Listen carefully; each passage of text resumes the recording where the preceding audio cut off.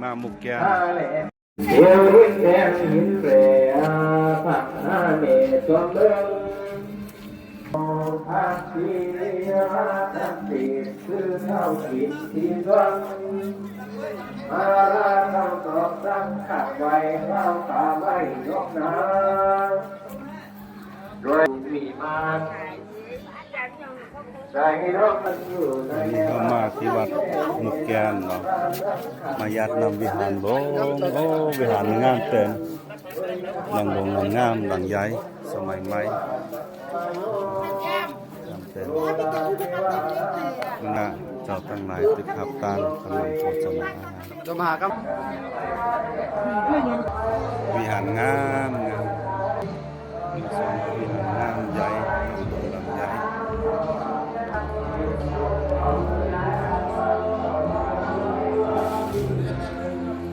โอ้แจ่มงามหมดอันนี้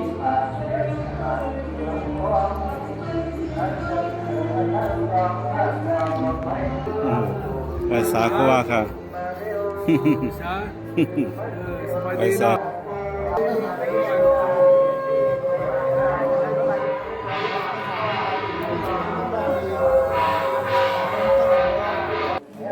กันเลยนี่มันจะคอยจะมาวัน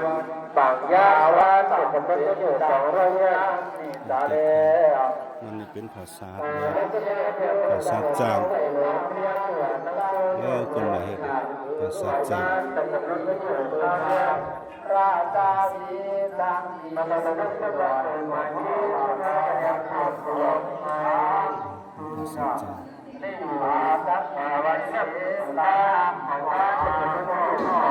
สานาสังยังโอมิโต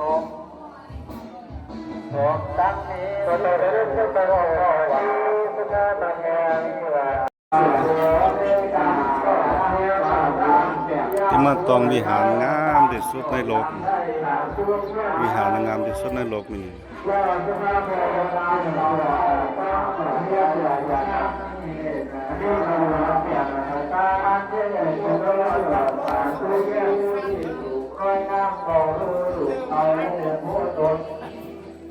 เกิดว่าตรงร่างกายก็หลุดอันทำปูตรงว่าเด็กคนหนึ่งที่ให้เราการตามมาเราไปเรียกสาว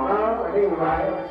ส่วนเตี้ยนหน่อยตาจะตั้งตาดังป่าเยี่ยมไม่อยากนี่ดีเหมือนนั่งนี้ไปป่าได้เลยตัวสามรอบนี่วันทุกเชียงหน่อยขอตาเตี้ยมา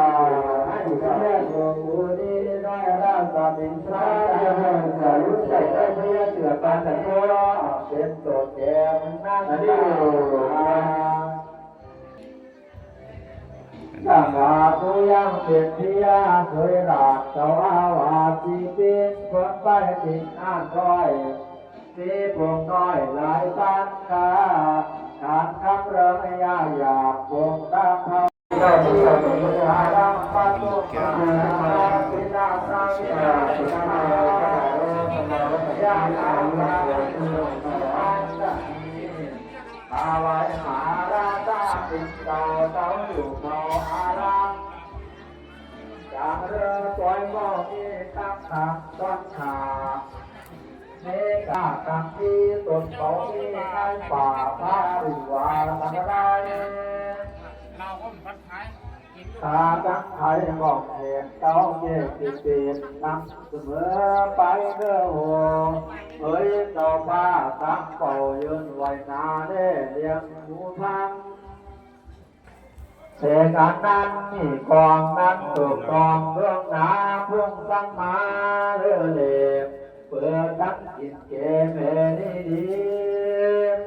คือว่าราตาสีโตเกตกาว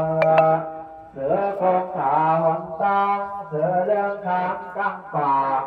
ข้าก็ต้องพาไปพุทธคูหนังมือฟองยาเยือกข้าก็เรื่องข่าวมือยออาจุรีสีใส่เก่าขึ้นโตต้องไทยตั้งปิ่นสังใจเกขาติดเลี้ยวผ้ามือสุงไปเมื่อยังฟองเงี้ยวลา โหมานเสียประสบการณ์เรียนผ้าขอจังจ้าสิข้าจากสีเมื่อสายข้าเจ้าตื่น